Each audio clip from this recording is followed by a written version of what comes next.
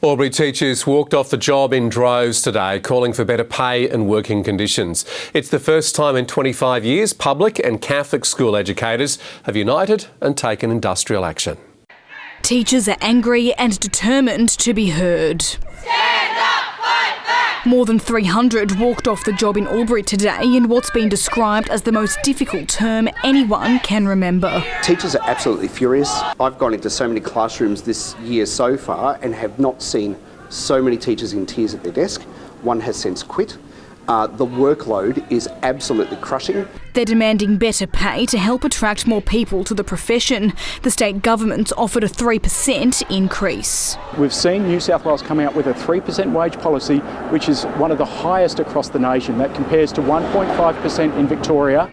But teachers say it doesn't come close to the rate of inflation at 5.1%. Unfortunately, the only action that the Perrottet government wants to take is legal action against teachers, not action against the teacher shortage. And that's incredibly frustrating, and it's disingenuous to tell the community that everything's fine when they know that it's not.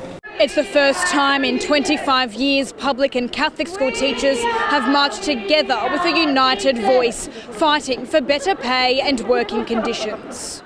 We are burning out. We do not have enough time to do our job. There aren't enough teachers around and the pay does not reflect what we do.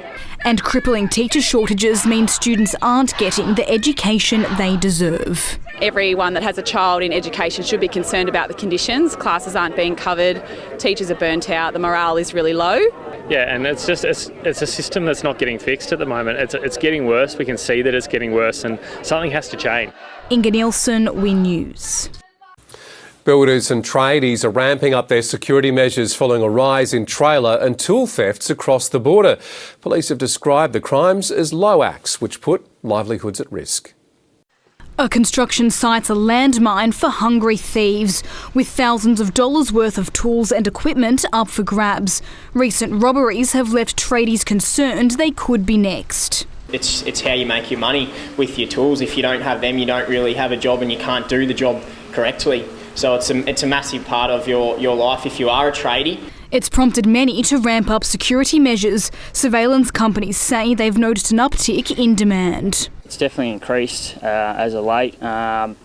You just got to make sure all your tools are all sort of locked up. I've had a fair few inquiries about security systems. It's come to that sort of point where you do need security systems just to protect your workplace and your trailer and utes and that from getting products stolen. From home cameras to GPS devices and Apple AirTags, tradies are going to extreme measures to keep their belongings safe. Tradies are even using big brand apps to help keep their equipment safe. Milwaukee's One Key allows them to track their tools and even lock some items so they're unusable if stolen. While the theft rates declined across Victoria, Wodonga and Ballarat are on the rise. We're again reminded to keep our valuables out of sight. And I think the thieves that are doing it are low and they're preying on young people, and I think they'd hate it themselves. What we encourage everyone to do is look after your own assets, take every step you can to look after those assets. Inga Neilsen, WE News. The Border's emergency departments are so overcrowded, patients are being treated in corridors and ambulance bays. It's prompted calls for immediate action and a master plan for a new hospital to be released. The plan for a new border hospital will remain behind closed doors. Farrer MP Susan Lees requested a copy of the master plan, but today that was denied by the Victorian government. I'm disappointed.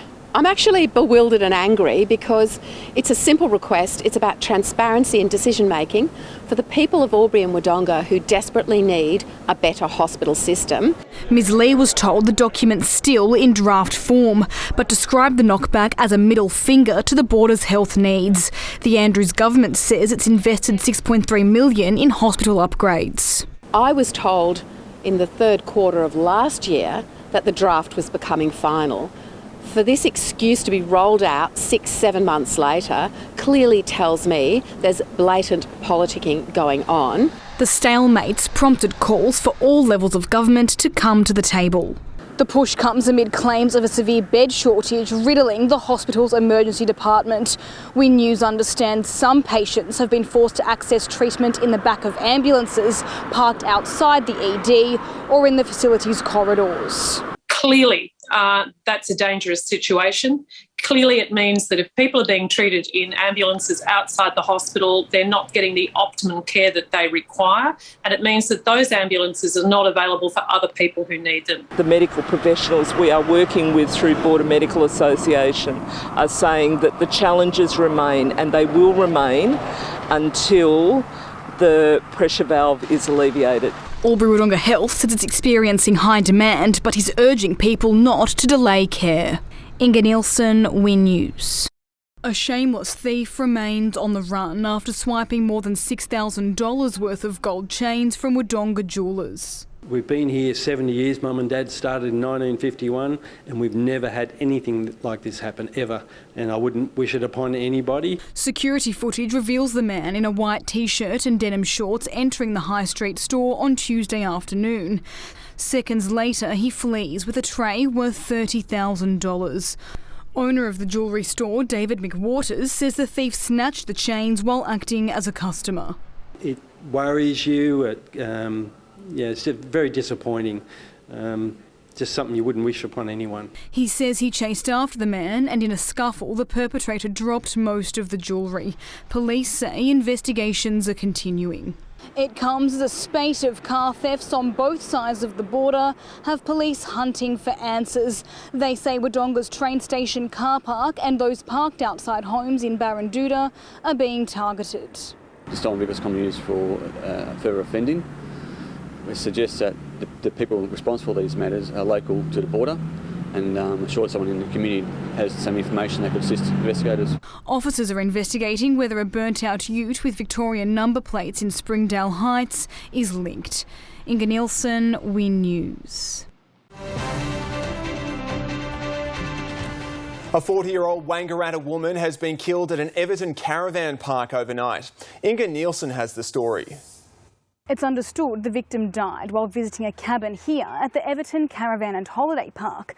Emergency services were called to the park on the corner of White Post Road just after 7, following reports a woman had been fatally injured. Crews tried to revive the woman but were unsuccessful. Everton locals say they're shocked by the events in their small town. Sort of makes your hair stand up a bit. We're not used to this. Heaps of phone calls about it to find out what happened.